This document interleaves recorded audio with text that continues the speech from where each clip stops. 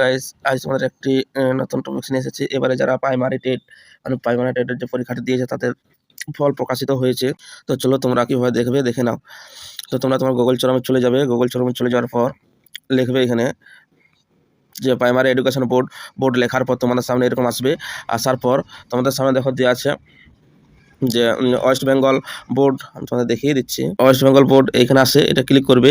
Click করার পর তোমাদের সামনে এরকম একটা পেজ আসবে।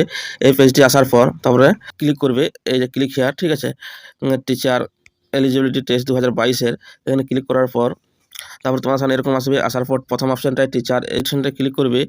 ক্লিক করার পর চলে আসবে এখানে। এখানে আসার পর একটু স্ক্রল ডাউন করার পর এখানে দেখো চেক রেজাল্ট যে অপশনটি আছে, চেক রেজাল্ট, এটার উপর ক্লিক করবে। ক্লিক করার পর তোমাদের সামনে রেজিস্ট্রেশন নাম্বার আর ইন্টার ডেট অফ বার্থটা, ঠিক আছে। তো তোমাদের এখানে registration number enter date of বার্থটা আমি দিচ্ছি।